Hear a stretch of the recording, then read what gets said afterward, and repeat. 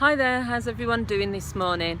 So I've decided to make this video because this is a topic that comes up for many people, especially some of the clients that I counsel. And I think this is something that can have a massive impact on how you live your life because of the fact that you have to continuously interact with different people. There are times where you have to be in relationships. There are times when you have to maybe go to work, you have to do certain things. And if you can't release issues from the past, and that's in terms of the trauma that you've suffered or in terms of things that people have done to you and you are holding like a grudge, then it's really impossible really to just like have a fulfilling life, and also for you to interact with people on a level where you're accepting them from where they're coming from. A big example of this, and this is what happens with a lot of my clients, is if they've been hurt by someone in their past, when they're interacting with anyone, and that could be strangers, that could be someone who comes into their life new, they're projecting some of their past trauma and the things that that other person has done to them. They're actually projecting the emotions onto the new person.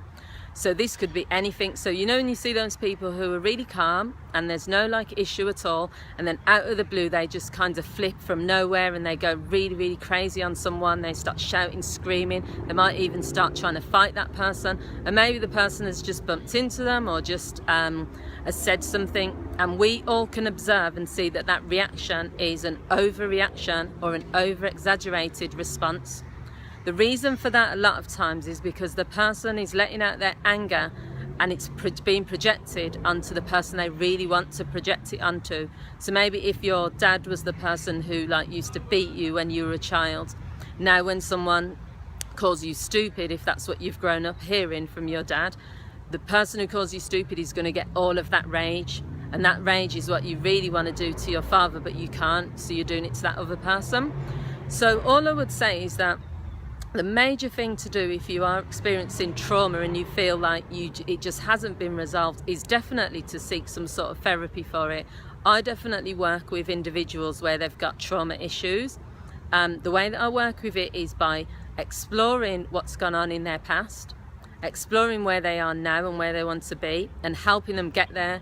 Because the key thing to think about is that life is really just moments. You're living in the moment right now, and so your past is just a way of your brain saying to you, well, I'm not going to let you move on, I'm not going to let you forget what's happened to you because it was so painful, it was so traumatic, that if something similar to that occurs again, or something that feels or looks like that, I'm going to protect you by not allowing you to move on. You're going to get angry, that emotion's going to come up, and so your brain is doing it from a good place because it's about your brain trying to protect you. But the difficulty with it is the situation that occurred in the past or before is not here now. We're in the current situation now. So what I work with clients on is looking at how we can focus on what you want from your life right now, how we can look at those memories, and it's not about getting over it or forget it, it's about working through it, because you'll never really forget your past, but your past does not have to have control over you. And if you've been through a specifically traumatic event, and this could be anything from abuse, rape, domestic violence, something that's so traumatic, I think the difficulty with that is that your brain at the time, in order for you to survive and get through that particularly traumatic event, your brain went into protection mode, and what could have happened is you detach at that time that that thing is happening to you. So then there's something called post-traumatic stress disorder. So later on, anything that reminds you of what's happened sends you back into these shock waves. You might get flashbacks, you might start thinking that the person who did whatever they did to you is right in front of you, all sorts of things. So all it is it's your brain that's confused about the situation. Because if you think about it in life, the majority of us do not experience significant trauma. You know, we might experience the occasional person, or if you look on the news, you'll see that the news is full of these sorts of stories. But on the most part, most people go about their daily lives and it's really the mundane things that occur.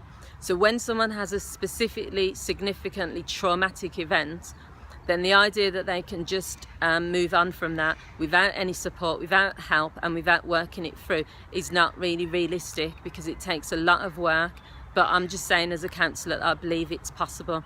So thank you for watching. I hope you found this video useful. I'd love to hear your comments on what you think.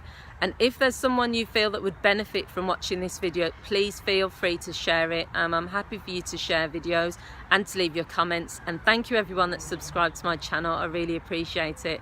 I'll see you all soon and have a fantastic weekend. Thank you. Bye.